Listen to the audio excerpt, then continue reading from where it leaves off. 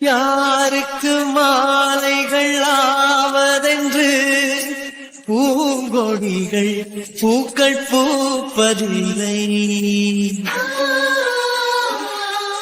யாருக்கு யார் சொந்தமாவதென்று தேவதைகள் வந்து சொல்வதில்லை. விதி என்ற காட்டிலே நம்ம வீட்டுக்கு வந்து இவ்வளோ நேரம் ஆகுது, அதுவும் அத்தை மாமாட்டெல்லாம் பேசிட்டு வரோம். அது வரைக்கும் நம்ம வந்ததை கண்டுபிடிக்காமல இருக்கா? இப்போ கூட வந்து இவ்வளோ நேரமாக இவ கண்ணு முன்னாடி நிற்கிறோம், ஆனால் நம்ம வந்ததே தெரியாத மாதிரி வேற ஏதோ சிந்தனையில இருக்கா அப்படின்னு யோசிச்சுட்டு இருக்கா. சரி கூப்பிடுவோம். நந்தினி, கீர்த்தனா சின்ன பிள்ளைன்னு நினச்சிட்டு இருக்கோம், ஆனால் அவள் இவ்வளோ மெச்சூரிட்டியாக இருக்கா. எல்லாமே கரெக்டு தான், இருந்தாலும் இப்போ ரிசப்ஷன், அதுக்கப்புறம் நம்ம வீட்டை விட்டு போகணும், அதெல்லாம் யோசிச்சா ஒரு மாதிரியே தான் இருக்குல்ல. பொம்பளை பிள்ளை மட்டும் எதுக்கு வீட்டை விட்டு போகணும்? கல்யாணம் பண்ணிட்டு ஆம்பளை பிள்ளைங்க வீட்டை விட்டு வரக்கூடாதா? அடியே இங்கே பாருடி. அடி பாவி, அப்போ நான் வந்து நிற்கிறது தெரிஞ்சுதான் பேசாம இருக்கியா? நிற்கிறதுலாம் எனக்கு தெரியாது, இப்போ நீங்கள் கூப்பிட்டதுக்கு அப்புறம் தான் தெரியும். அடியே இங்கே பாரு, கூப்பிட்டதுக்கு அப்புறம் தெரியும்னே வச்சுப்போம். அப்படி இருக்கும்போது இப்போ என்ன பார்த்துறியாண்டி ஒரு பக்கமாக மூச்சை திருப்பிக்கிறேன். எதுக்கு இப்போ என்ன டிஸ்டர்ப் பண்ண வந்தீங்க? சொல்லுங்கள், எதுக்கு டிஸ்டர்ப் பண்ண வந்தீங்க? நான் எங்கள் வீட்டில் தானே இருக்கேன், நான் இப்போது எங்கள் அப்பா முத்தையாவோட பொண்ணு தானே. அப்படி இருக்கும்பொழுது இப்போ எதுக்கு ரோஹித் பிரகாஷ் என்ன தேடிட்டு வந்தீங்க? ஆமாம், நான் இப்போ நந்தினி முத்தையா தானே, என்ன நந்தினி முத்தையாவா இருக்க விடுங்க சொல்லிட்டேன் சும்மா. ஓஹோ மேடம், அப்போ எதையோ யோசிச்சு தான் ஆஃபீஸில் என்னை பார்க்காம என்னை அவாய்ட் பண்ணிட்டு வந்திருக்கீங்க அப்படி தானே? நான் ஒன்றும் எதையோ யோசிச்சு அவாய்ட் பண்ணிட்டு வரல, எல்லாம் தெளிவாக யோசிச்சு தான் அவாய்ட் பண்ணிட்டு வந்தேன். அதான் அவாய்ட் பண்ணன்னு தெரிஞ்சிச்சுல, அப்புறம் எதுக்கு வந்தீங்க? மறுபடியும் பாடுறோம். இப்போ என்னடி உனக்கு பிரச்சனை? எனக்கு எதுவும் பிரச்சனை இல்லை, போங்க சார். எனக்கு ஒரு மாதிரியா இருக்கு தெரியுமா?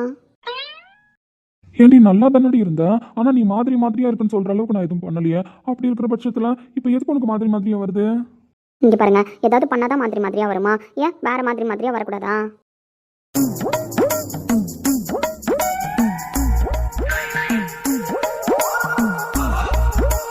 இங்கே பாரு நந்தினிமா, நார்மலாக நீ பேசுறத நான் அண்டர்ஸ்டாண்ட் பண்ணிட்டு பேசுறேன் தான், ஆனால் கன்ஃபியூஸ் ஆகிட்டேன்னு வச்சுக்கோயேன். நீ பேசுறத என்னால் அண்டர்ஸ்டாண்டே பண்ண முடியலடாமா. அச்சுச்சோ, சினுங்கிற அளவுக்கு என்னடா நடந்துச்சு? இப்போ எதுக்கு மேடம் அப்செட்டாக இருக்கீங்க? அது வந்து இப்போ கீர்த்தனா யோசிச்சிருக்கால, இந்த மாதிரி. எந்த மாதிரிடாமா?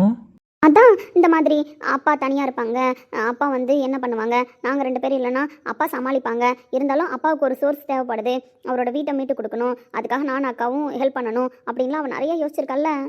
ஆமாம், நீ தானே யோசிச்சுட்டு இருக்க, நீ மட்டும் யோசிக்காமல இருக்க. ஸோ அதுக்கான ஹார்ட் ஒர்க் சேவிங்ஸ் எல்லாமே பண்ணிட்டு தானே இருக்க? பண்ணிட்டு தான் இருக்கேன். இங்கே பாருங்க, எல்லாம் பண்ணிட்டு தான் இருக்கேன், இருந்தாலும் வந்து சரி வரல. புரியல, என்ன பண்ணிட்டு இருக்க, என்ன சரி வரல? இப்போ தெளிவாக பேச புரியலையாடி? அது கீர்த்தனாவும் என்ன மாதிரி தான் யோசிச்சிருந்துருக்கா, என்ன மாதிரி தான் சம்பாதிக்கணும், அப்பாவுக்கு கொஞ்சமாச்சும் சேவிங்ஸ் கொடுக்கணும் அப்படின்லாம் யோசிச்சிருக்கா. ஆமாம் யோசிச்சிருக்கா, நல்ல விஷயம் தானே. இவ்வளோ சின்ன வயசுல அவள் இவ்வளோ தூரம் யோசிச்சதே பெரிய விஷயம் தான். யோசிச்சு என்ன முடிவு எடுத்திருக்கா? என்ன முடிவு எடுத்திருக்கா? அவளும் மனசுல ஆசைலாம் வச்சிருக்கா, இந்த மாதிரி சஞ்சய் சார் நினைக்கிறா. பட் நினைச்சாலும் அவ எப்படி உடனே மேரேஜ் பண்ணிக்கணும்லாம் நினைக்கல. மேரேஜ் பண்ணிக்கணும்னு நினைக்கல அப்படின்னா அவள் இப்போ தான் நீ லவ் ட்ராக்குள்ளே வந்திருக்கா. அதுவும் ஜஸ்ட் 2 பேரும் பிடிச்சிருக்குன்ற மாதிரி தான் பேசுகிறாங்க. லவ்ன்ற டாபிக் உள்ளலாம் போல. உனக்கு புரியுதா? 2 பேருமே ஒரு கமிட்மெண்ட்டை வச்சிருக்காங்க. இன்னொன்று நம்ம 2 பேருக்காக அவங்க 2 பேரும் வெயிட் பண்ணிட்டு இருக்காங்க. மேரேஜ் பண்ணலன்றதுக்காக அவள் வெயிட் பண்ணுறா அப்படின்றதுலாம் கிடையாது. என் சூழ்நிலையில் இருந்தால் கூட அவள் இன்னும் 2 வருஷம் இருக்கட்டும் அப்படின்னு யோசிச்சிருப்பாளோன்னு எனக்கு தோணுது. அடியே எங்கே பாரு, ஏன் இங்கே பாரு நந்தினிமா, இந்த உலகத்திலேயே கல்யாணம் முடிச்சு 2 வருஷம் கழிச்சு ரிசப்ஷன் வைக்கிற ஒரே ஜோடி நாம தான். இல்லை, நீ மனசுக்குள்ள என்ன யோசிக்கிறேன்னு எனக்கு புரியுது தெரியுமா? புரிஞ்சிருச்சுலாம். அப்புறம் நான் எப்படி சொல்கிறதுன்னு தெரியாமல் தான் இப்போ யோசிச்சுட்டு இருந்தேன். நம்ம தள்ளி வச்சிடலாமா ரிசப்ஷனா? அடி பாவி, என்ன சொல்ற? தள்ளி வைக்கிறதா? என்னடி நினைச்சிட்டு இருக்க? 2 வருஷமா கண்ணை கட்டின கல்யாணம்னு உன்னையும் தெரியாம உன் முகத்தையும் தெரியாம பைத்தியக்கார மாதிரி ஊரா தேடி அலைஞ்சிருக்கேன். இப்ப எல்லாம் கிடைச்சிருச்சுன்னு சந்தோஷப்பட்டா மறுபடியும் முதல்ல இருந்தா? ஆமாம், அப்படிதான் யோசிக்க முடியும். என்னால் சந்தோஷமாகவே இருக்க முடியல தெரியுமா சார்? சாரா? ஆமாம் சார் தான். அப்பாவுக்கு அவ்வளோ கடன் இருக்குது, வீடு அடமானத்தில் இருக்குது. அவளோட காதலை கூட தியாகம் பண்ணிவிட்டு ஒரு பொண்ணாக இருந்து நான் எங்கள் அப்பாவோட ஆசையை நிறைவேற்றுவேன், அதுக்கு 2 வருஷம் ஆகுன்னு சொல்கிறா.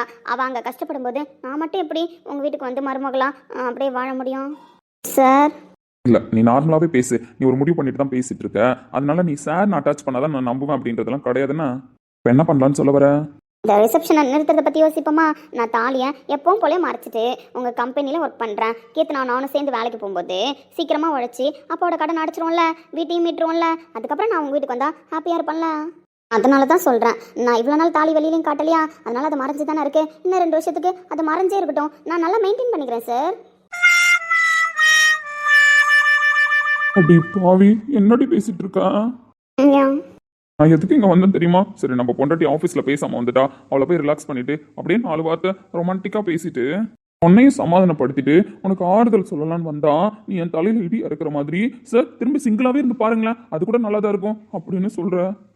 ஆமாம், பின்ன நான் சொல்கிறதுல உண்மை இருக்குல்ல. நான் உங்கள் வீட்டுக்கு வந்துட்டா அப்பா என்கிட்டேருந்து காசு வாங்க மாட்டார். கீர்த்தனா சொல்கிற லாஜிக் படி கரெக்டு தானே.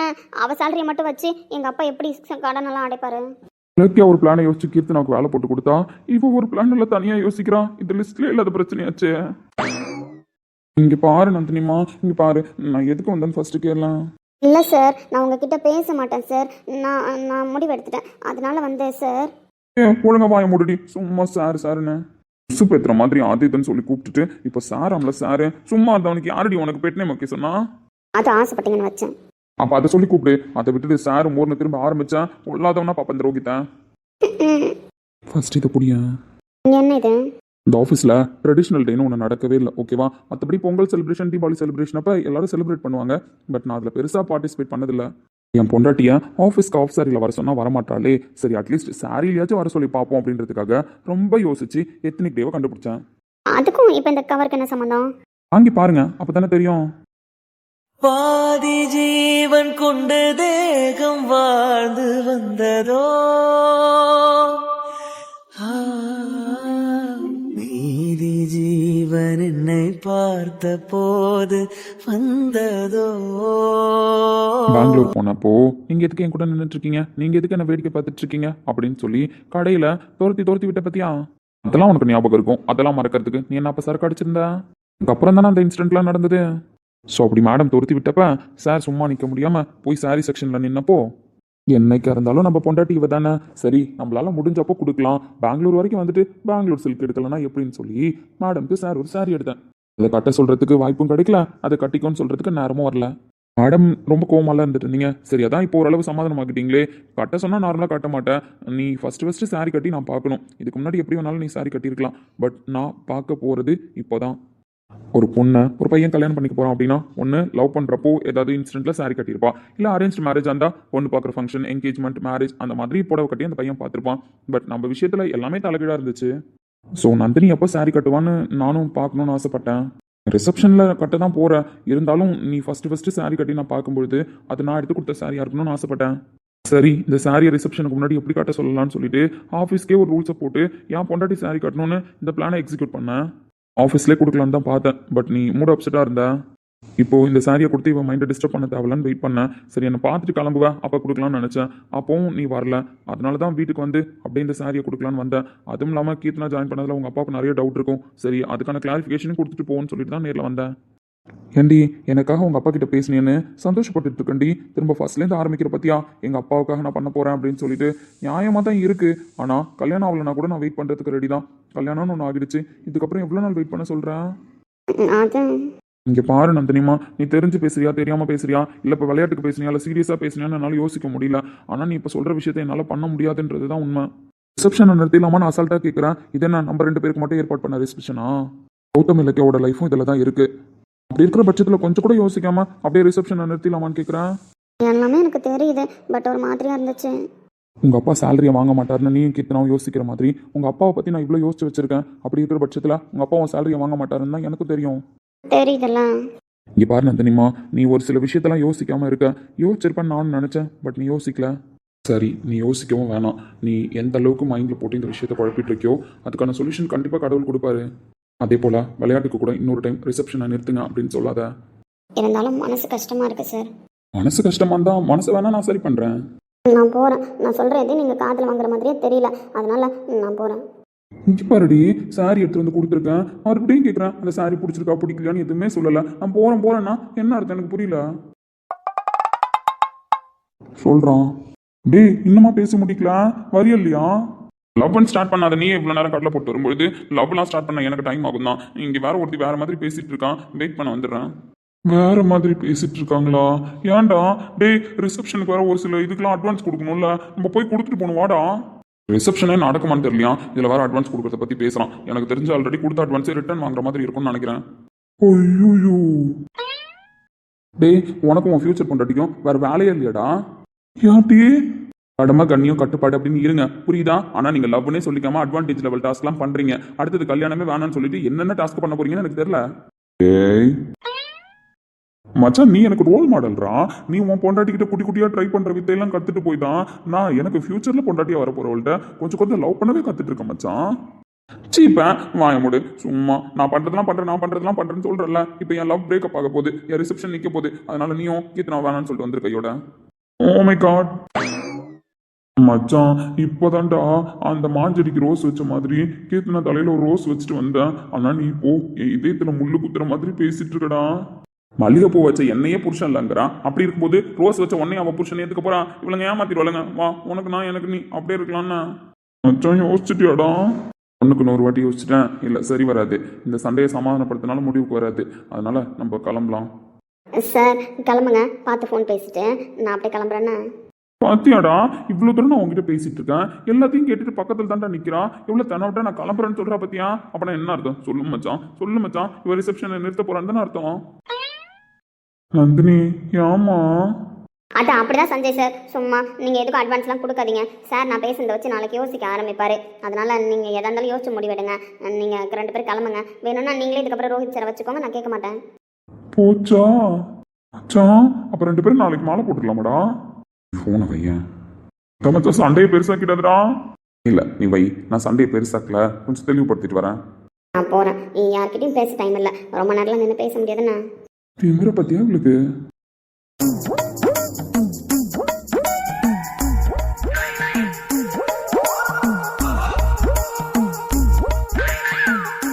கையை விடுங்க சார். ஏய் ஒழுங்கா ஏதாவது ஒரு பதில் சொல்லிட்டு போ. என்ன நீ மாட்டுக்கு ஏதோ பேசுனா, நீ மாட்டு முடிவெடுத்தா, நீ மாட்டுக்கு போயிட்டு இருக்கேன். சாரி கொடுத்தனே கையில, நல்லா இருக்கு நல்லா இல்லைன்னு ஏதாவது பதில் சொன்னியா? கையை விடுங்க. நான் தான் சொல்கிறதுக்கு நீங்கள் யோசிக்க மாட்டீங்களா? நான் தான் திரும்பவும் சொன்னல, நம்ம லைஃப் மட்டும் சம்மந்தப்பட்ட விஷயம் கிடையாது, அதில் இலக்கிய கௌதம் லைஃப் சம்மந்தப்பட்டிருக்குன்னு. அப்படி சொன்னதுனால தான் நான் இப்போ எதுவும் ரொம்ப உங்களை ஃபோர்ஸ் பண்ணாமல் இருக்கேன். அதுக்கு நான் மனசெல்லாம் உடனே சரி பண்ணிக்க முடியாது. மனசு சரியில்லை. மனசை நான் சரி பண்ணுறேம்மா. கையை விடுங்க. கையெல்லாம் விடுறேன். சார்னு கூப்பிடாம ஒரே ஒரு டைம் என்னை பார்த்து மாமு அப்படின்னு கூப்பிட்டுட்டு போ. விடுறேன். முடியாது. அப்போ நானும் கையை விட முடியாது. விடுங்க. சொல்லிக்கிட்டே இருக்கான் திரும்ப திரும்ப.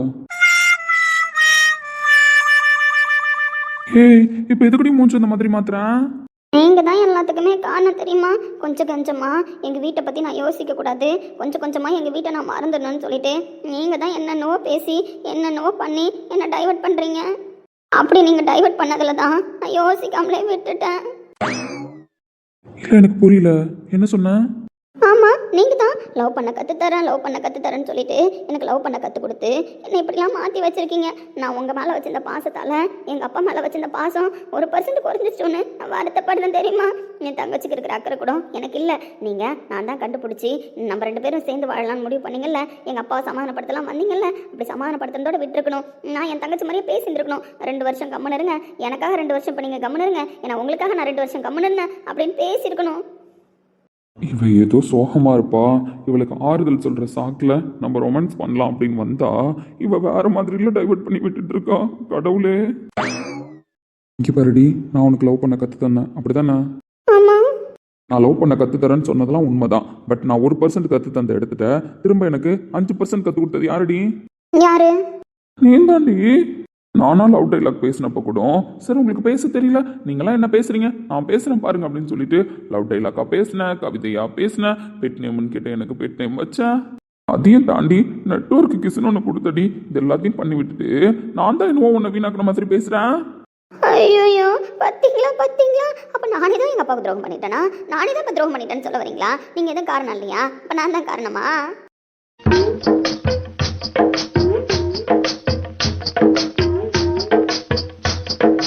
கடவுளே.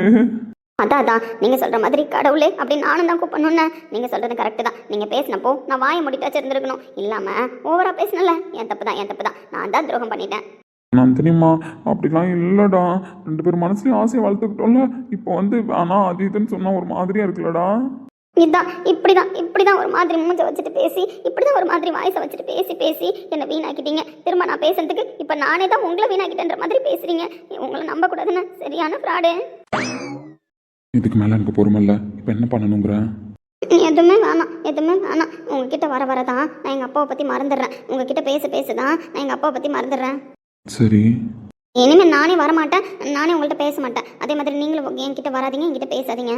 அப்போ அந்த ரிசப்ஷனு அது நிப்பாட்ட வேணாம். நீங்கள் தான் சொன்னீங்கல்ல, அதில் நம்ம லைஃப் மட்டும் இல்லை, இலக்கியா மேமும் கௌதம் சாரோட லைஃப் இருக்குன்னு, அதனால் நிப்பாட்ட வேணாம். ஆனால் எனக்கு ஒரே குற்ற உணர்ச்சியாக இருக்குது. அதனால் நான் உங்ககிட்ட பேச மாட்டேன், நீங்களே என்கிட்ட பேசாதீங்க.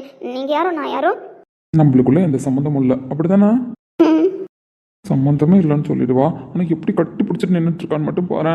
மூஞ்ச க்ளோஸ்அப்பில் வச்சிருக்கான். இப்போ நம்ம மட்டும் ஏதாவது ஒன்று பேசிட்டு உடனே தாம்னு குதிப்பா. நான் பண்ணலை, நீங்கள் பிடிச்சதுனால தான், அதுவும் கட்டி பிடிச்சதுனால தான் நான் பிடிச்சிட்டு நிற்கிறேன் அப்படின்னு டைவர்ட் பண்ணிவிடுவா. எதுக்கு தேவையில்லாத வேலை? சரிடாம்மா, அந்த சேலையாச்சும் கட்டுவியா? அது தெரியல, நைட்டு ஃபுல்லாக யோசிச்சுட்டு தான் அந்த சாரியை கட்டலாமா வேணாமான்றதை பற்றி நான் முடிவெடுக்கணும்.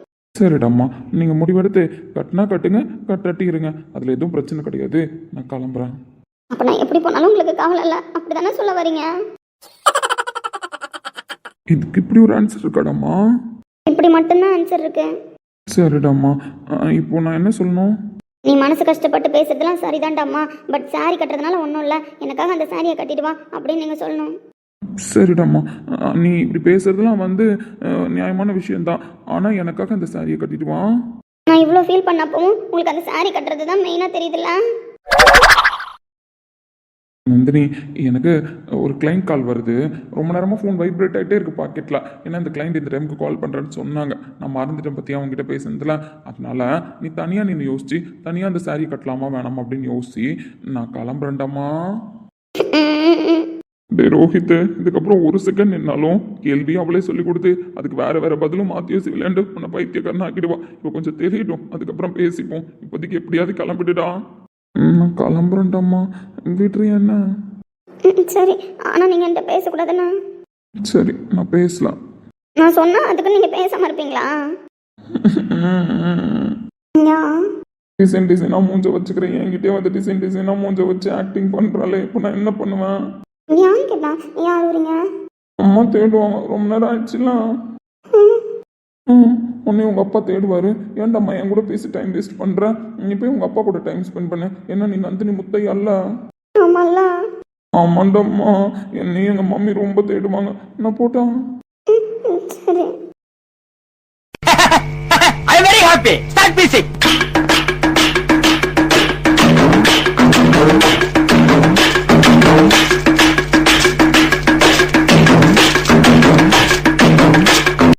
ஏன் சிலுக்கு இந்த ரெண்டு தண்டமா அங்கே உட்காந்துட்டு என்ன பண்ணுது? அவனுங்க ரெண்டு பேரும் குடிக்க போறேன்னு சொல்லி பேசிட்டு இருந்தானுங்க. குடிக்க தான் போறானுங்கன்னு நினைக்கிறேன். ஆனா இந்த பிள்ளைங்க வந்து உட்காந்து அவனுங்க பாத்துப்பானுங்களா? என்ன அதுவும் ரெண்டு பேரும் தரையில் உட்காந்து டீப் திங்கிங்கை போட்டுட்டு இருக்காங்க. வீட்டில் அத்தை மாமா யாருமே இல்லை.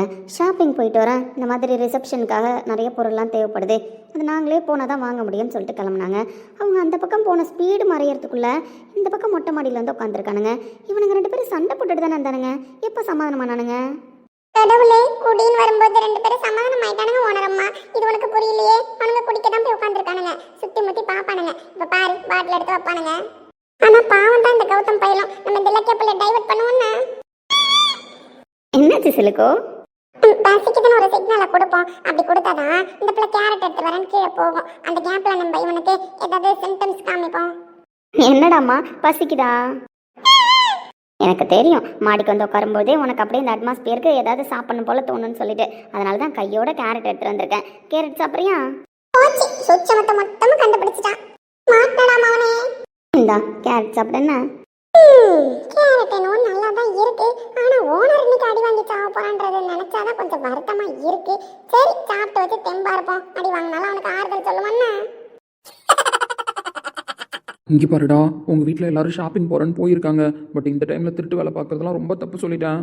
நான் ரோட்டில் உட்காந்து குடிச்சாச்சு மச்சான். பட் வீட்டுக்கு அன்னைக்கு வரல. அம்மா எவ்வளோ கேள்வி கேட்டாங்க தெரியுமா?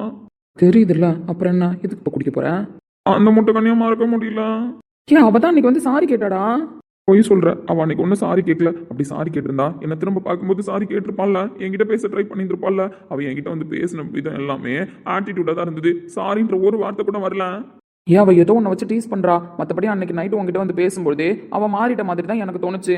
நீ இந்த ஃப்ரெண்டுக்காக போய் சொல்ற மச்சான். ஏன் அப்படிலாம் இல்லைடா. சீரியஸாகவே அன்னைக்கு பவித்ரா வந்து பேசும்போது உங்ககிட்ட மனசார சாரி கேட்ட மாதிரி தான் எனக்கு தோணுச்சு. உங்கள்கிட்ட அவ்வளோ ஃபைட் பண்ணா உங்ககிட்ட தனியாக பேசணும்னு. யாருக்கு தெரியும், குடிச்சிருந்தேன். நீங்களும் சரி அவளுக்கு மேல பாவப்பட்டு அனுப்பியிருந்திருப்பீங்க. அவ என்கிட்ட மன்னிப்பு கேட்டாலாம் இல்ல இருந்த கடுப்புக்கு என்ன போட்டு அடிச்சாலும் உங்களுக்கு எப்படி தெரியும்? ஏன் அப்படிலாம் இல்லைடா. ஒழுங்கா திரும்ப பேசிப்பாரு. அவ சும்மா உன்னை கலாய்க்கிறதுக்காக ஏதாவது பண்ணுறாளன்னுவோ. அதெல்லாம் இல்ல. அவளுக்கு என் மேல பாசமும் இல்ல லவ்வும் இல்லைன்னா அந்த முட்டைக்கண்ணி என்னை பிரிஞ்சிருக்கிறதையும் தாண்டி இப்போ நீ என் கூட பேசிட்டல, அந்த சந்தோஷத்தை செலிப்ரேட் பண்றதுக்காகவும் குடிக்க போறேன். கார்த்தி வேணாண்டா.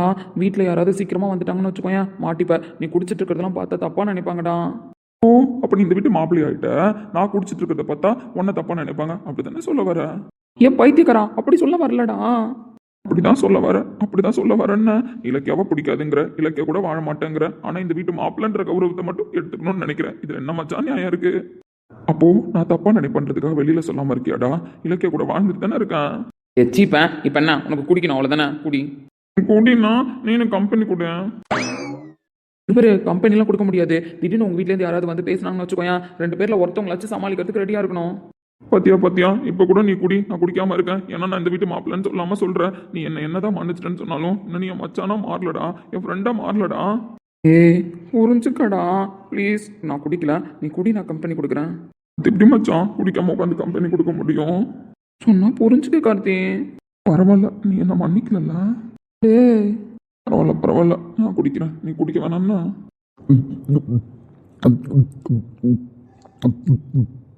டே போதும்டா. அவனாவது நல்லவனா இருங்க. எனக்கு என்ன, என்னால இவ்வளோ கஷ்டத்தெல்லாம் சுமந்துக்கிட்டு நல்லவனா இருக்க முடியாதுன்னா? டே நான் சொல்றது கேளுடா. போதும்டா. முடியாது, முடியவே முடியாது.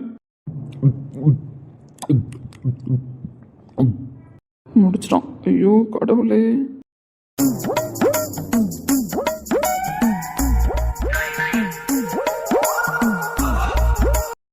என்ன நம்ம மூஞ்சி இவ்வளோ தூரம் ஃபோக்கஸ் பண்ணி பார்க்குறான். இவன் உட்காந்துருக்கிற ஸ்டடியை பார்த்தா குடிக்க மாட்டான் போலயே. இவனை எப்படியாவது குடிக்க வைக்கணுன்ற பிளான்ல தான் நம்ம இன்னைக்கு குடிக்கிறதுக்கே ஐடியா போட்டோம். ஆனால் இவன் நம்மளை குடிக்க வச்சு தான் வேடிக்கை பார்ப்பான் போலயே. டே எதுக்கடா இப்போ குடிச்சேன்? நான் எங்கடா குடித்தேன்? உன்னை குடிக்க வைக்க நான் போராடிட்டு இருக்கேன். வீட்டில் யாராவது வந்தால் எப்படா சமாளிக்கிறதே? நான் சமாளிச்சுக்கலாம் தாண்டா நான் குடிக்காம சும்மா பாட்டிலில் தண்ணி ஊற்றி பாவில் காமிச்சிட்டு இருக்கேன். உன்னை குடிக்க வைக்க மட்டும்தான் நான் இப்போ முழு மூச்சா ட்ரை பண்ணிக்கிட்டு இருக்கேன். தப்பு தான், தப்புன்னு எனக்கு தெரியுது தான். ஆனால் நீ குடிச்சா மட்டும்தான் உன் மனசுக்குள்ள இருக்கிற இலக்கிய வெளில வருவா. மச்சான், இந்த ஃப்ரெண்டு மேலே உனக்கு பாசமே இல்லைல்லடா? நான் இவ்வளோ தூரம் சொல்லி நீ குடிக்க மாட்டேன். டே கார்த்தி, பாஸ் இல்லாமல் இல்லைடா. நீ பண்ணதெல்லாம் எனக்கு டென்ஷனாக தான் இருந்துச்சு. அதுக்கப்புறம் உன்னை மன்னிச்சிடலான்னு சொல்லிட்டு தான் இப்போ உட்காந்து பேசிகிட்டு இருக்கேன். பட் நீ இப்போ இந்த மாதிரிலாம் பேசினா என்ன பண்ணுறது சொல்லு? என்ன பண்ணுறதுன்னா குடிக்கணும், அதுக்கு தானே பேசிகிட்டு இருக்கான். அதுவும் இன்னைக்கு வீட்டில் யாருமே இல்லை. நீ குடிச்ச அப்படின்னா கேட்கறதுக்கு ஆள் இல்லை. எப்படியும் கூப்பிட்டு போய் இலக்கிய கிட்ட உன்னை ஒப்படைச்சிட்டு வந்துடுவேன். கண்டிப்பாக உன் மனசுக்குள்ளே இருக்கிறதெல்லாம் நீ பேசிடுவேன். உன்னை நார்மலாக பேச வைக்கிறது கஷ்டம்னு சொல்லிட்டு தானடா இதை ட்ரை பண்ணிக்கிட்டு இருக்கேன். இல்லை மச்சான், உனக்கு உண்மையிலே என் மேலே பாசம் இல்லை. நீ சும்மா தான் என்கிட்ட திரும்ப பேசுறேன்னு சொல்ற, சும்மா தான் என்ன மன்னிச்சிட்டேன்னு சொல்றேன். அடே இல்லைடா, உண்மையாகவே மன்னிக்க தான் ட்ரை பண்ணிக்கிட்டு இருக்கேன். சத்தியம் ட்ரை தான் பண்ணிட்டு இருக்கேன். என்ன நீ மன்னிக்கலாம்? டே மன்னிச்சிடும் அப்படின்னா நீ குடி பார்க்கலாம். டே புரிஞ்சுக்க கார்த்தி, உன்கிட்ட சொல்கிறதுக்கு என்ன, நான் உண்மையை சொல்லிட்டா? சொல்லி தானே ஆகணும். அது வந்துடா. அது வந்து ஒன்றும் இல்லை. பாவி பயலுங்களா, 2 பேரும் குடிக்கிறதுக்கு தான் இப்படி பவ்யமாக வந்து உட்காந்துருக்கீங்களா? போச்சு போச்சு. கார்த்தி மாமா வீட்டில் உட்காந்து இப்படிலாம் குடிச்சு பார்த்தது இல்லையே. நம்ம வீட்டில் குடிச்சா அத்தை கண்டுபிடிச்சிருவாங்க. ஸோ நம்ம குடிச்சிட்டு இருக்கிறது கரெக்டாக இருக்காது அப்படின்னு யோசிக்கும். அதையும் தாண்டி நைட்டு தனியாக தூங்காது, அம்மா கூட தான் போய் தூங்கும். அப்படி இருக்கிற பட்சத்தில் கார்த்தி மாமா உண்மையிலேவா குடிச்சதே? கார்த்தி மாமா தனியாக தூங்குறதுக்கு அம்மாவும் விட மாட்டாங்க. இல்லையே, சான்ஸ் இல்லையே கார்த்தி மாமா குடிக்க. ஏன் அப்ப அந்த கார்த்தி பைய குடிக்கலையா? அப்ப என் ஓனரை மாட்டி விடலாம் அவன் பிளான் போட்டுட்டானா? நம்பிக்கை துரோகி.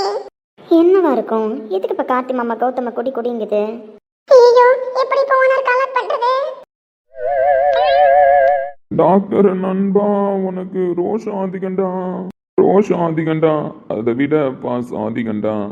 நம்ம பழகினதை மறக்கலையே, அந்த பருவம் இப்போ கிடைக்கலையே, அந்த காட்சிகளுக்கு நர இல்லையே, இன்னும் கண்ணை விட்டு தான் மறையலையே.